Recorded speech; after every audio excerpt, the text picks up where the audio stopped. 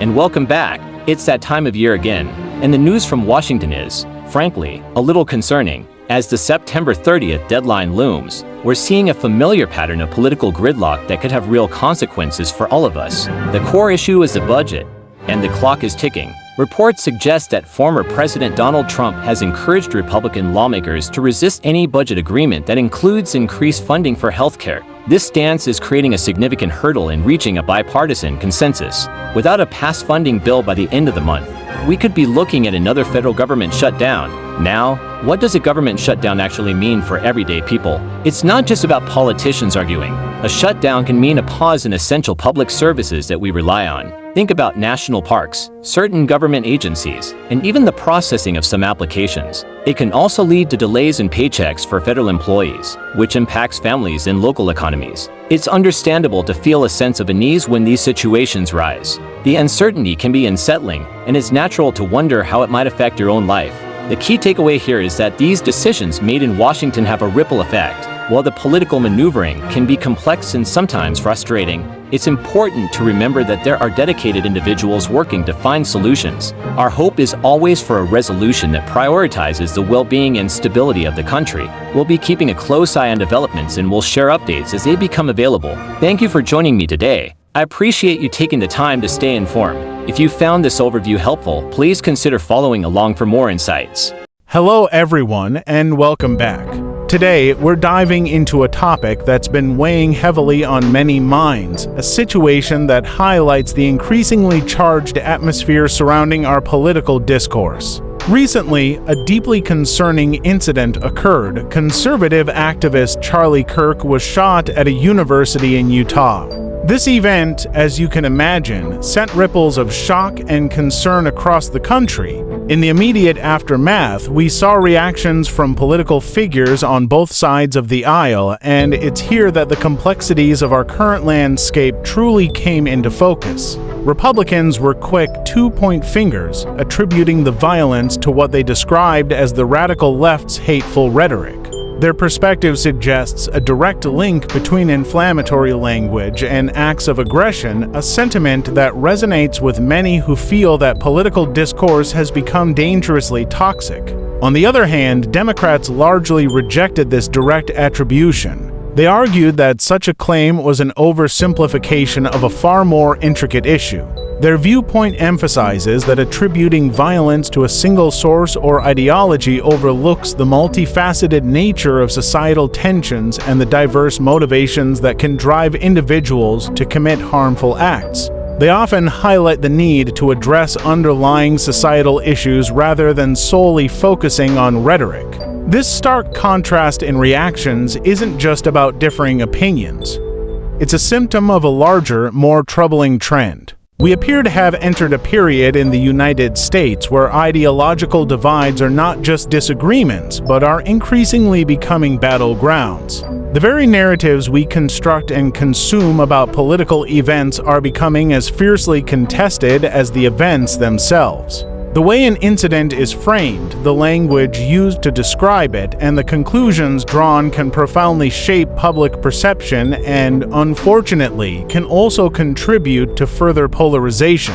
When political violence occurs, the immediate impulse for many is to find a clear culprit and easy explanation that aligns with their existing worldview. However, the reality is often far more nuanced. It's crucial for us, as engaged citizens, to approach these situations with a critical eye. While it's natural to seek understanding and assign responsibility, we must also be wary of narratives that seek to simplify complex issues into easily digestible, us versus them stories. These oversimplified narratives, while perhaps comforting in their clarity, can obscure the deeper societal challenges we face and hinder our ability to find common ground.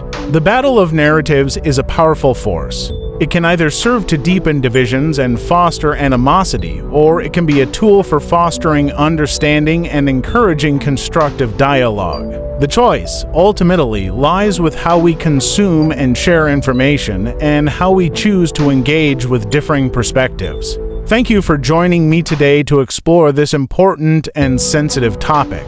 It's vital that we continue to have these conversations even when they're difficult. If you found this discussion valuable, please consider following for more thoughtful explorations of the issues shaping our world. Hello everyone, and welcome back. Today, we're diving into a story that touches on something incredibly important: the freedom of our news and media. It's a topic that affects how we all understand the world around us, and it's currently at the center of a significant development involving the FCC. You might have heard that FCC Chairman Brendan Carr is scheduled to testify before the Senate. This isn't just another routine hearing. It's happening because of serious accusations that he may have pressured some broadcasting networks. The core of these accusations is that he allegedly encouraged these networks to remove hosts who were presenting politically controversial viewpoints. This situation has brought the ongoing conversation about press freedom and the potential for government interference in the U.S. media landscape back into sharp focus. The Federal Communications Commission, or FCC, plays a crucial role in regulating what we see and hear on our airwaves. Their mandate is to ensure fair and open access to communication. However, when the leadership of such a powerful agency is accused of using its influence to sway editorial decisions, it raises fundamental questions about the boundaries of that power. The principle of a free press is a cornerstone of a healthy democracy. It allows journalists to report on issues, hold power accountable, and provide diverse perspectives without undue pressure. When there are allegations of a government official attempting to influence which voices are heard and which are silenced, it naturally sparks concern. It's vital that we have a media that can operate independently, offering a wide range of opinions and reporting the news accurately, even when those stories are challenging or unpopular.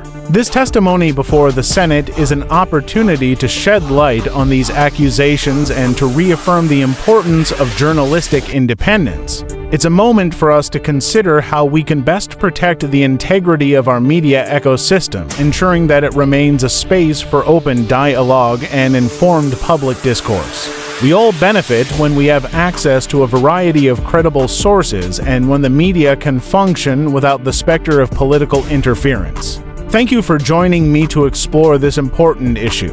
Understanding these developments helps us all be more informed citizens. If you found this discussion valuable, please consider following for more insights into the world of media and news. Hello everyone, and welcome back. Today, we're diving into a development that certainly got the world talking, and it's important we approach it with a clear head and thoughtful consideration. We're hearing reports that President Donald Trump has signed an executive order to reinstate the former title for the Department of Defense, bringing back the name Department of War. Now, while this might sound like a simple change in nomenclature, it's a move that's already igniting significant discussion, both here in America and across the globe. The core of the debate seems to stem from what this symbolic shift might signal about the United States' approach to foreign policy moving forward. The president's stated reasoning behind this decision is that America should be direct and call things by their true name.